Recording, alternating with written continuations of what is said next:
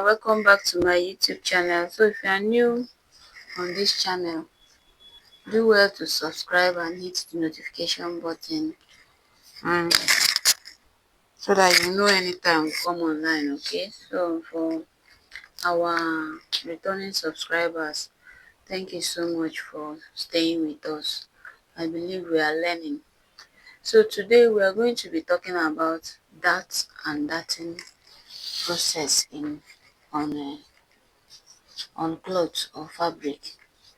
So we're going to be talking about that and darting process. Okay, so remember that all what I'm calling this thing is what is they are my own names. It might not be the actual name, but I used to have names for all of them.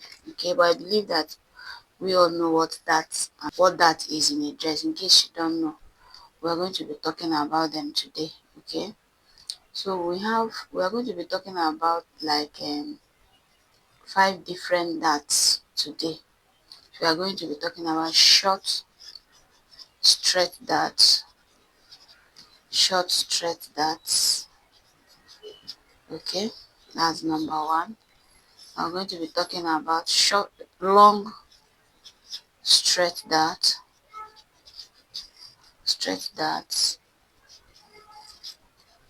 And number three, we're going to be talking about princess darts.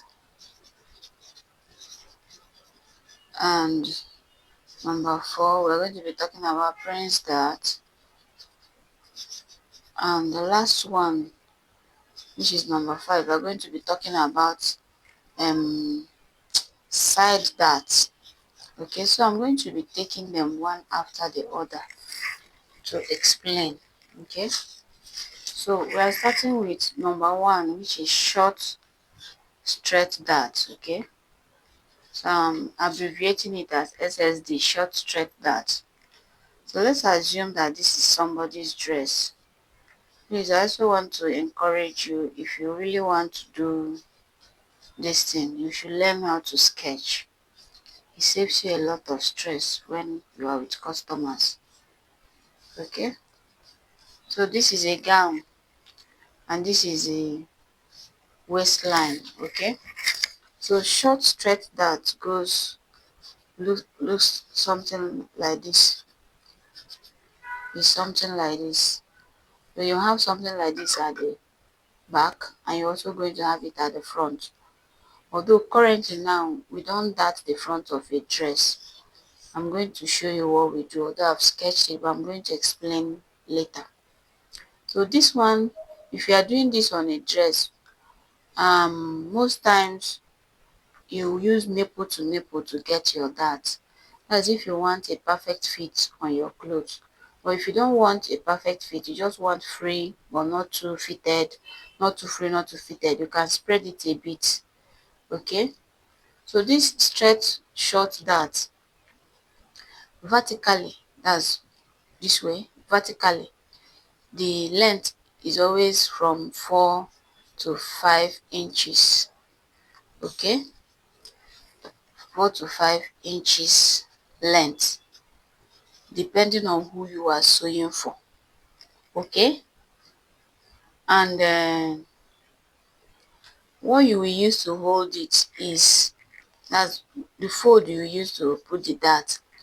So I'm sorry, I was recording and I did not know that my phone stopped recording. So I'm just going to explain, because I've finished sketching everything here. So I'm going to be explaining it with this one, because the same thing happened to me when I was doing this one. So I'm just going to be interchanging the two. So I was talking about the dart here. So it's between 0 to whatever you are doing, as in what you are going to use to fold it and join, should be between 0 to 5 inches to 1.5. But like I said in the other video, like I said before, this thing is not, you're not restricted. It depends on what you want to achieve. If you want to achieve a perfect fit, something that is more closer to the body, you can extend this that to depends. It all boils down to what you are doing and what you want to achieve. Okay, and look at when you are joining the darts, please don't make your dart look this way. Don't make it look this way. It will give the clothes another shape that you wouldn't want. So as much as possible, always try to have your dart to have a pointed mouth. A pointed mouth, please. Whichever one you are putting, both side dart, short straight dart, and the one you put at the back, always have this in mind. Okay, so now let's move over to, I think the next one is the princess dart. The princess dart. Okay, so I'm just going to use this to explain the princess dart for us. So any dart that is running from the armhole is called the princess dart. Okay, armhole is where the sleeve starts from. Any dart that is running from there is called the princess dart. Okay, so that is a princess dart. And then this is a prince dart. The prince dart runs from the shoulder. So you can use this to make your madam blouse, blouse of a clothes, anything. You can use this. Remember that prince dart, princess dart, and prince dart, princess dart, you use them most time on a blouse. You don't use them on a skirt. So it's only short straight dart and long straight dart that you use on a skirt when you want to do PC skirt.